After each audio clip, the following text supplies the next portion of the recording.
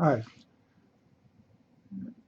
this presentation is respect to projects that were performed at Prairie A&M University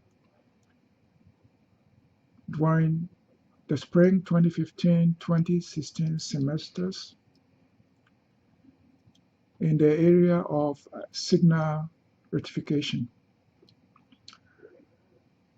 The outline is shown in this slide.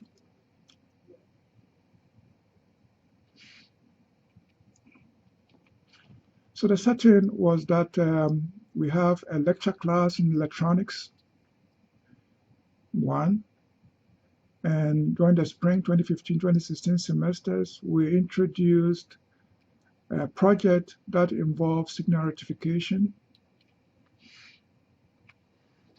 So the goals of the project were to determine the voltage drop across a conducting diode, to compare the measured and calculated values of the ripple voltage, and then to use LED to understand the operation of a bridge rectifier. Respect to the first goal, we built a bridge rectifier circuit,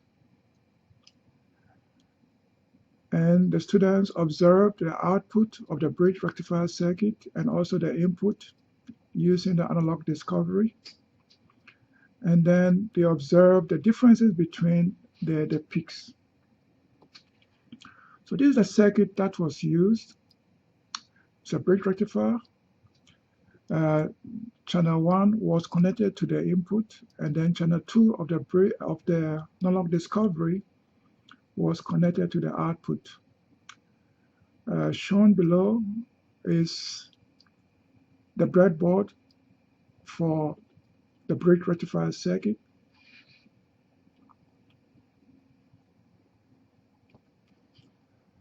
So in this slide, we see from the scope of the discovery, the input sinusoidal waveform, and also the output full wave rectifier waveform. The differences between the peaks constitutes the voltage drop across the two conducting diodes.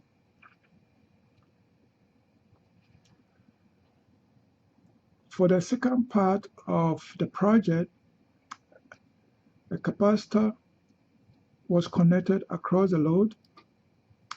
In this slide, we have a 2.2 microfarad capacitor connected across the load. The ripple voltage was calculated using the expression shown in the slide. In addition, we use analog discovery to determine the ripple voltage. So in this slide, for the 2.2 microfarad capacitor, the measured ripple voltage was 90.4 microvolts. Similar measurements were obtained for a capacitance of 1 microfarad, 0.22 microfarad, and also 0.1 microfarad capacitor. A MATLAB program was written to do the calculations for this project.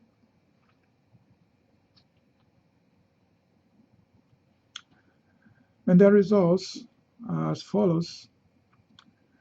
For the four capacitors that were used, we show in this table the measured ripple voltage, the calculated ripple voltage for each of those capacitors. And what is interesting from this table is that the percentage error is very small for the capacitance of 2.2 microfarad, whereas for the capacitance of 0.1 microfarad, the percentage error between the measured ripple voltage and the calculated ripple voltage was about 40.5%. On the last row of the table, we show the ratio between the time constant and then the period of the input signal. And we see that with a large ratio, the percentage error is small, whereas if the ratio is small, the percentage error is large. The results are explained respect to how the ripple voltage calculations were derived. It is assumed that between time t1 and t2 of this slide, the capacitor charges up. Between t2 and t3, the capacitor discharges. And if the time constant is very large, then the time between t2 and t3 is almost approximately the same as a period, t. And the derivation is normally involve the use of t instead of the time t2 and t3.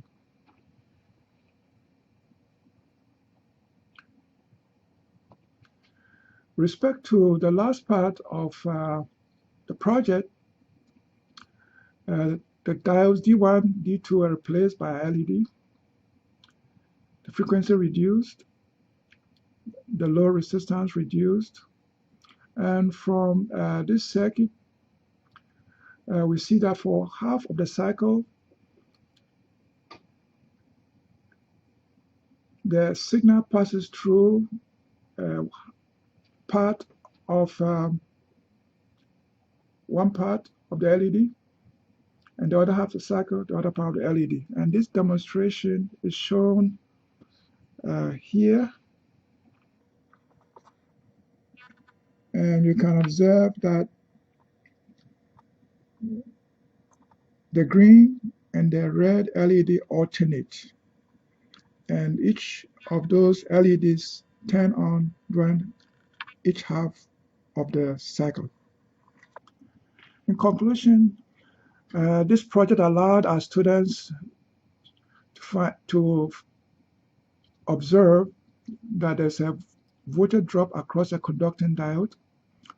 Also, that the ripple voltage depends considerably on the time constant, and that you can use two LEDs to show the operational characteristics of a bridge rectifier. And this work is supported by the National Science Foundation. Thank you.